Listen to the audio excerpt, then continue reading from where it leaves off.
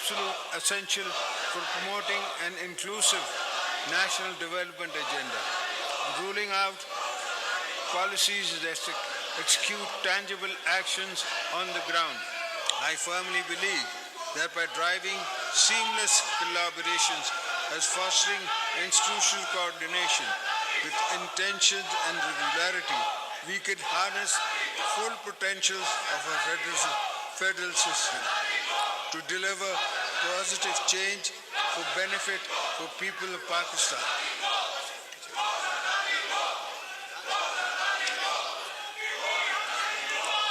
Mr. Speaker, honorable members of the Parliament, Pakistan needs all hands on deck to revitalize its economy.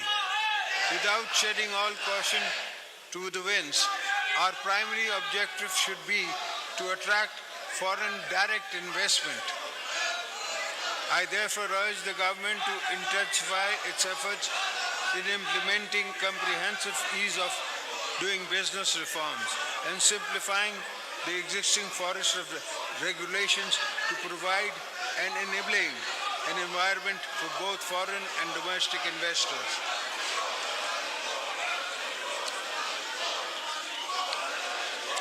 I commend the establishment of the Special Investment Facility Council aimed at attracting and facilitating investment in the key sectors, which is a step forward in the right direction. At the same time, we must accelerate our endeavors to diversify export, enhance the competitiveness of our products in global markets, introduce value addition, and venture into new markets similarly. The huge untapped potential in the agriculture, marine life, information technology, textile sector should be exploited to earn foreign exchange.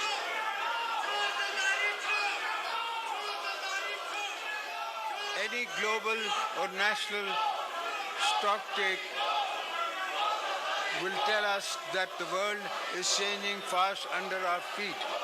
Pakistan has been sincerely devastated by different impacts of climate change, especially in the shape of a catastrophic flood in the 2022.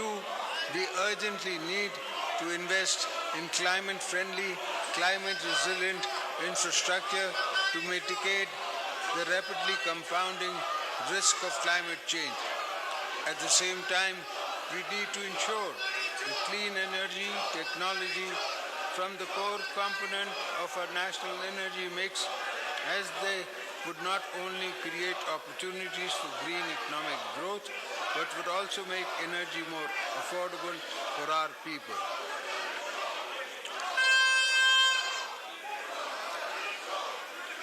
Mr. Speaker, the provision of primary and secondary education is a fundamental right, and its current state should keep all governments awake at night.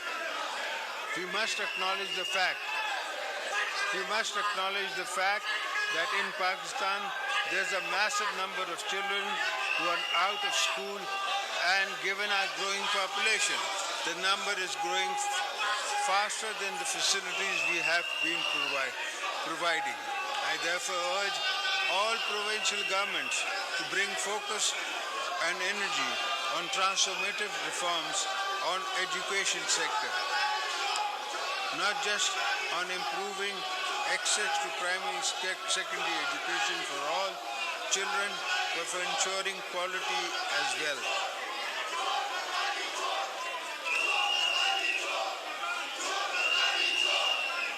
Mr. Speaker, respected parliamentarians, I am sure all agree that our health sector is in urgent need of rebuilding and scaled up expansion. Regular investments in the primary and secondary health infrastructure as well as human resources are needed to ensure that every citizen has access to quality of healthcare services and that no citizen lacks medical care. Mr. Speaker, A combination of factors has come together to create what I see as a crisis of income and food insecurity. For many of our people, I am pointing, of course, to the large number of our population that has been slipping into poverty either through climate impacts on their incomes and assets or sheer cost of living pressure on the families. It is our responsibility to ensure that they move out of extreme vulnerability within the ability to access opportunities for jobs and resources to reinvest in farms, livestock, and small businesses.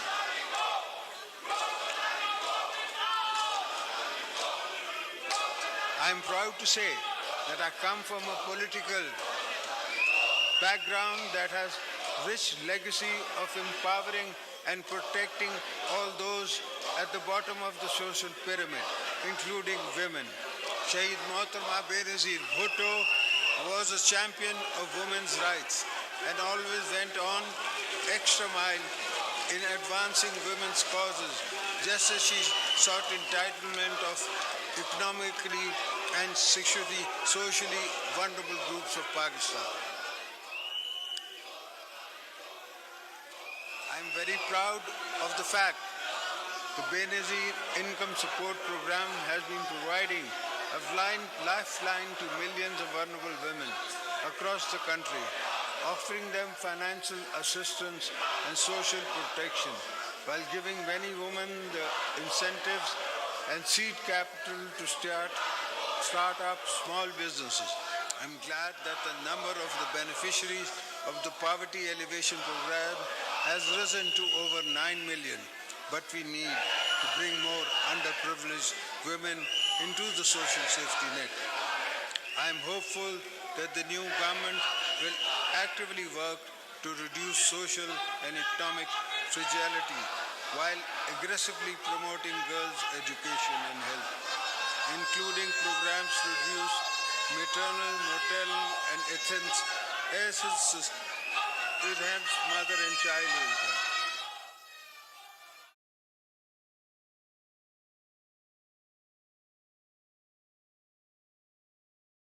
Mr. Speaker, you are aware the menace of terrorism is again rearing its ugly head and is threatening our nation's security as well as regional peace and prosperity. Pakistan believes that terrorism is a shared concern that requires collective efforts. We expect neighboring countries to take strong notice of terrorist groups who are involved in launching attacks against our security forces and people. Today I reaffirm the nation's resolve to eliminate terrorist elements. My late wife, the twice elected Prime Minister of Pakistan, Mohtarma Benazir Bhutto Shaheed, gave her life standing up to terrorists, so you will never find me wanting in building the unity and the momentum behind such an effort.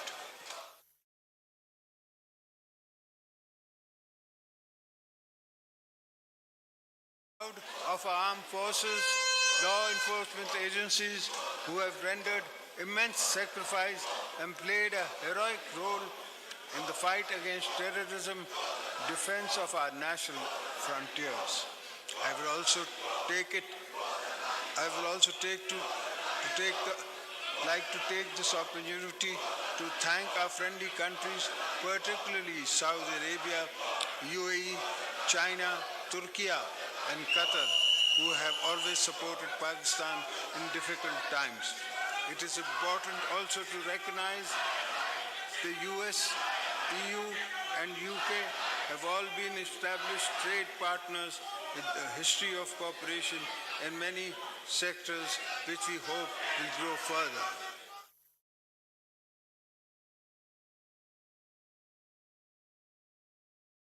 I extend my heartfelt gratitude to China for its unwavering support to Pakistan in various fields and enduring strategic all-weather friendship between Pakistan and China